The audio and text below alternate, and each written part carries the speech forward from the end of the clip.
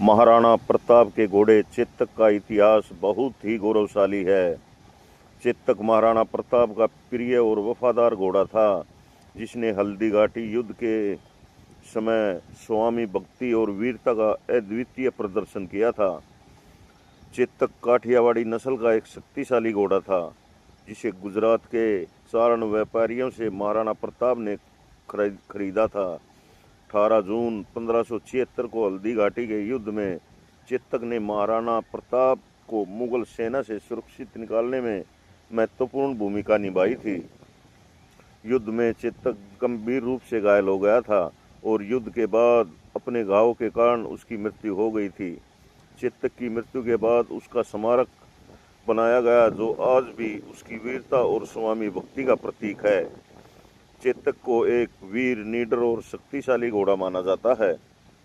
चेतक ने महाराणा प्रताप के प्रति अत्यधिक वफादारी दिखाई और युद्ध में उनका साथ दिया।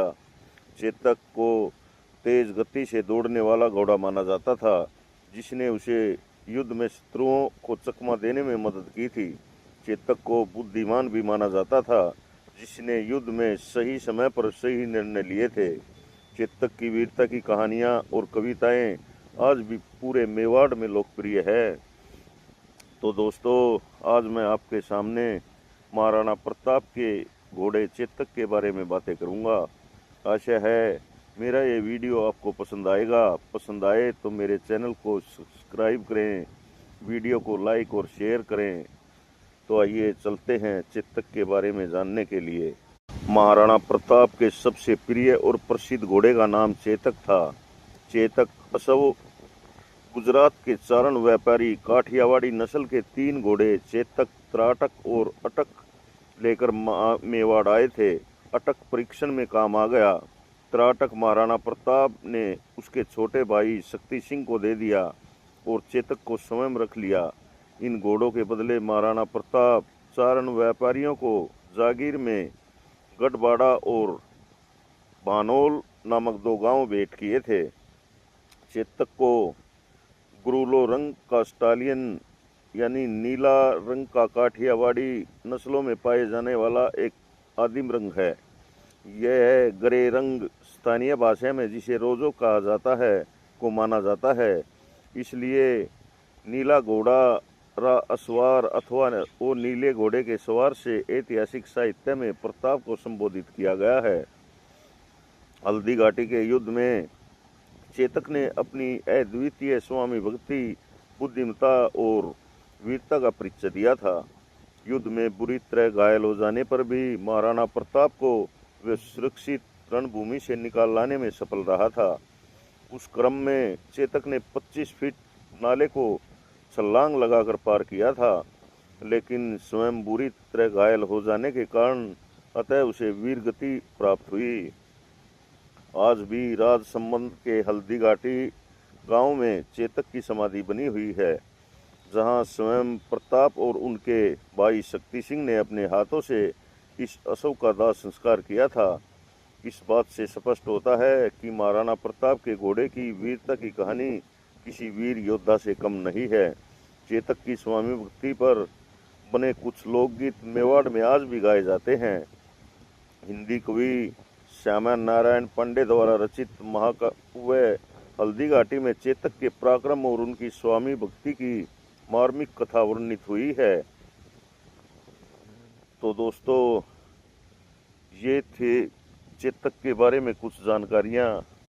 महाराणा प्रताप और उनके प्रिय घोड़े चेतक का रिश्ता सिर्फ एक योद्धा और उसके घोड़े का नहीं था, बल्कि यह अटूट निष्ठा, प्रेम और बलिदान की एक अनोखी मिसाल थी।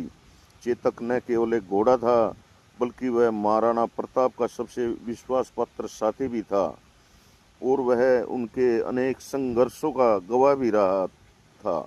महाराणा प्रताप के जीवन में चेतक की भूमिका घोड़े से अधिक कहीं थी। वह न केवल युद्ध के मैदान में उनका साथी था, बल्कि संकट के समय में भी उसके साथ खड़ा रहता था। चेतक को अपनी असाधारण गति, शक्ति और बुद्धिमत्ता के लिए जाना जाता था। वह एक ऐसा घोड़ा था जो अपने स्वामी की भावनाओं और परिस्थितियों को समझता था महाराणा प्रताप ने चेतक को अपने परिवार के सदस्य की तरह रखा था और उसे युद्ध के लिए विशेष रूप से प्रशिक्षित किया था। चेतक को न केवल महाराणा की भाषा समझने की क्षमता थी, बल्कि वह अपने स्वामी की भावनाओं को भी भाग सकता था। महाराणा प्रताप जब भी चेतक को युद्ध के मैदान में लेकर जाते तो उसके मुंह पर हाथी की नकली सूंड बांध दी जाती थी। यह रणनीति मुगलों के खिलाफ युद्ध में एक महत्वपूर्ण भूमिका निभाती थी। नकली सूंड का उद्देश्य शत्रु सेना के हाथियों को भ्रमित और भयभीत करना था, जिससे युद्ध के दौरान महाराणा प्रताप को रणनीतिक बढ़त मिल सके। उदयपुर के सिटी पैलेस में महाराणा प्रताप और चेतक की कई प्रतिमाएं देखने को मिलती हैं, जिसमें चेतक के मुंह पर हाथी की सूंड बंधी हुई दिखाई देती है। इसके अलावा कई पुराने फोटो और ऐतिहासिक चित्रों में चेतक के मुंह पर हाथी के सूंड का उल्लेख मिलता है। इन प्रमाणों के आधार पर यह कहा जा सकता है कि चेतक को वास्तव में युद्ध के दौरान हाथी की सूंड से सजाया जाता था, जो राजपूतों की युद्ध कला का एक अनूठा उदाहरण है। यह महाराणा प्रताप की रणनीतिक सोच और चेतक की बुद्धिमत्ता का प्रतीक है, जिसने हल्दी घाटी युद्ध में उनकी जीत को सुनिश्चित करने में अहम भूमिका निभाई थी। अब सवाल यह उठता है, आखिर चेतक के मुंह पर हाथी के नकली सूंड बांधने की जरूरत क्यों पड़ी? दरअसल मुगलों की सेना में न केवल संख्या में बड़ी होती थी, बल्कि उसके पास बड़ी संख्या में हाथी भी मौजूद थे, जो युद्ध के दौरान एक महत्वपूर्ण भूमिका निभाते थे। इसके विपरीत मेवाड़ की सेना छोटी थी और उसके पास सीमित संख्या में हाथी थे। इस स्थिति में राजपूत सेना को अधिकतर घोड़ों पर निर्भर रहना पड़ता था और स्वयं महाराणा प्रताप भी चेतक पर सवार होकर युद्ध लड़ने जाते थे। चेतक को हाथी की सूंड बांधने के पीछे एक गहरी रणनीति थी। युद्ध के दौरान जब कोई घोड़ा नकली सूंड के साथ हाथियों के सामने जाता था, तो हाथी उसे अपना छोटा बच्चा समझते थे और उस पर हमला नहीं करते थे। इस भ्रम का लाभ उठाकर मेवाड़ी सैनिक आसानी से मुगल सेना के हाथियों के बीच घुस जाते थे और उन पर आक्रमण करते थे। इस अनोखी रणनीति ने हल्दी घाटी के युद्ध में मेवाड़ की सेना को महत्वपूर्ण बढ़त दिलाई थी। इससे राजपूत योद्धाओं और हाथियों के बीच रास्ता बनाने में शत्रु पर अप्रत्याशित हमला करने का अवसर मिला। ऐतिहासिक दस्तावेजों और फोटो के आधार पर रणनीति का जिक्र मिलता है, जो दर्शाता है कि यह केवल एक कथा नहीं, बल्कि एक व्यवहारिक युद्ध नीति थी, जिसे युद्ध में महत्वपूर्ण भूमिका निभाई थी। 18 जून 1576 को पश्चिमी भारत में राजस्थान के अरावली पर्वत में लड़े गए ऐतिहासिक हल्दी घाटी युद्ध में चेतक ने अपनी अद्वितीय स्वामी भक्ति, बुद्धिमत्ता और का परिचय दिया था। युद्ध के दौरान चेतक को एक हाथी के मुखौटे से सजाया गया था, ताकि मुगल सेना के हाथियों को भ्रमित और भयभीत किया जा सके। यह रणनीति महाराणा प्रताप की युद्ध नीति का हिस्सा थी, जिसमें चेतक की महत्वपूर्ण भूमिका थी। इस युद्ध में महाराणा प्रताप की सेना का सामना मुगल सम्राट अकबर के सेनापति मानसिंह के नेतृत्व में विशाल मुगल सेना से हुआ था। मुगलों की संख्या बहुत ज़्यादा थी, लेकिन महाराणा प्रताप और उनकी सेना ने पूरे साहस का परिचय दिया। युद्ध के दौरान चेतक ने अपने अद्वितीय कौशल का परिचय दिया। महाराणा प्रताप जब हाथी पर सवार मुगल सेनापति मानसिंह पर आक्रमण करने जा रहे थे, तो चेतक सीधे मुगल सेनापति मानसिंह के हाथी पर अपने पैर रख दिए, जिससे महाराणा प्रताप को मानसिंह पर भाले से सीधा वार करने का अवसर मिले। हालांकि इस संघर्ष के दौरान चेतक का एक पैर हाथी की सूंड में बंधी तलवार से कट गया, जिससे वह गंभीर रूप से घायल हो गया था। लेकिन युद्ध का परिणाम प्रतिकूल होता देख महाराणा प्रताप ने अपने सेनापतियों ने उन्हें युद्ध से सुरक्षित निकलने की सलाह दी, ताकि भविष्य में वे सेना को पुनर्गठित कर सकें। महाराणा प्रताप को युद्ध भूमि से निकलने की जिम्मेवारी चेतक ने उठाई थी। हालांकि चेतक को युद्ध के दौरान गंभीर चोटें आ चुकी थीं, लेकिन अब उसने अपने स्वामी को सुरक्षित स्थान तक पहुंचाने के लिए अपनी पूरी शक्ति लगा दी। उसने 25 फीट चौड़े नाले को छलांग लगाकर पार किया।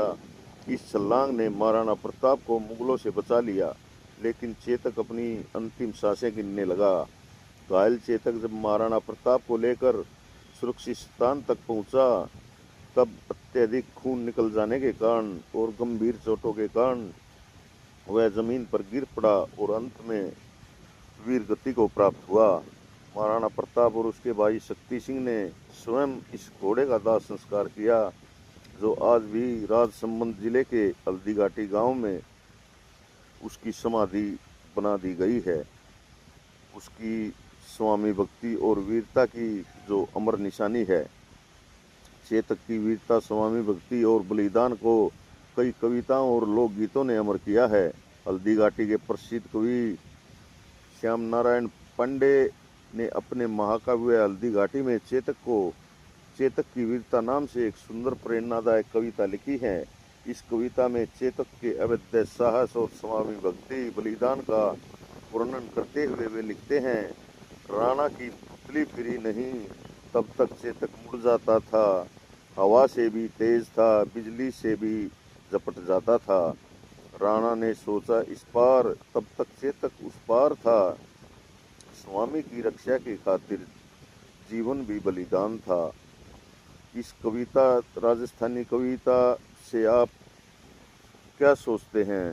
कितना लीडर, स्वामी भक्त और वीर घोड़ा था चेतक।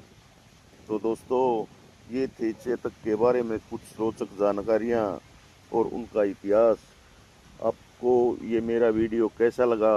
अच्छा लगा हो तो कृपया मेरे चैनल को सब्सक्राइब करें, वीडियो को लाइक और शेयर करें और एक प्यारा सा कमेंट ज़रूर करें। धन्यवाद। जय हिंद, जय भारत।